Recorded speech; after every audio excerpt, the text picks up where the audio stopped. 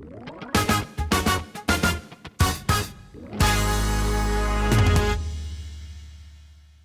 right, we got a jam-packed show tonight, but before I get into any of the Lions news or NFL news, we need to talk about the Detroit Red Wings because for the first time in a while, this doesn't feel like hope.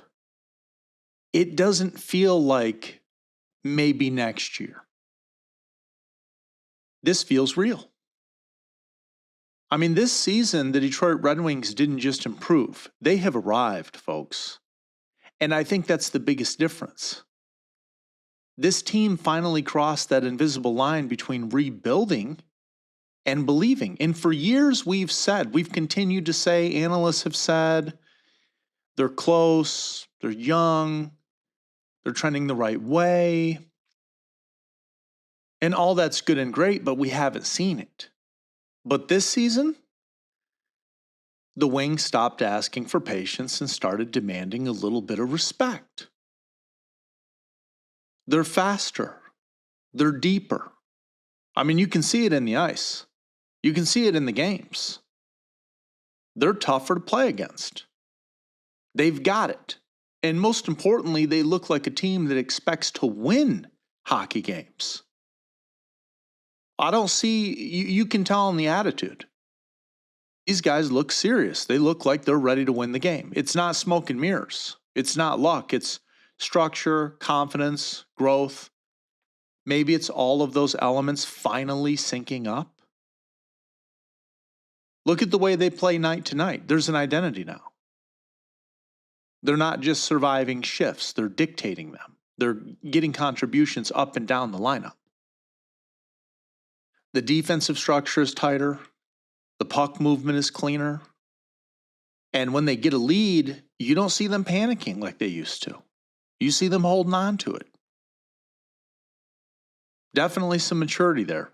And that maturity didn't just magically appear. It was built. Steve Yzerman deserves some credit here, obviously. And he was on the hot seat for a period of time, let's not forget. But this roster in Hockeytown, it didn't happen by accident. Development only works when players buy in, and this group has obviously bought in completely. Lucas Raymond looks like a player who understands how dangerous he can be. Moritz Seider is still the backbone of the blue line, playing grown man minutes.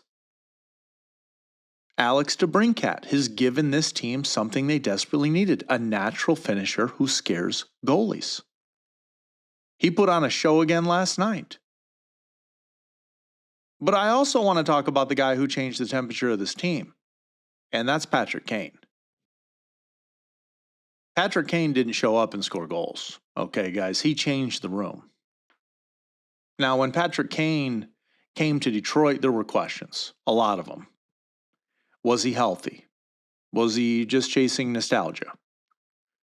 Was this a short-term experiment? And what we've seen instead is a veteran who knows exactly when to speak, when to lead, and when to let his play do the talking. He's brought something to this team that's been missing for a long time. Calm confidence. He's been there. He's won cups. He's played in massive moments.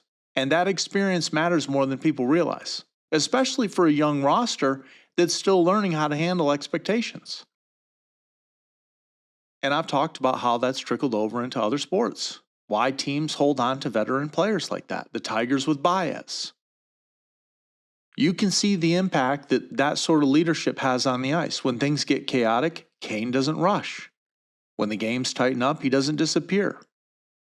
Younger guys are paying attention to that. It slows the game down. It lets them get their arms around what's going on, and that's a rare skill to develop. Younger players watch that. They feel that. Leadership isn't always yelling in the locker room. Sometimes it's showing a 22-year-old rookie how to handle a bad shift without spiraling. And Kane has done that quietly, consistently, and effectively. He's also been exactly what this power play needed.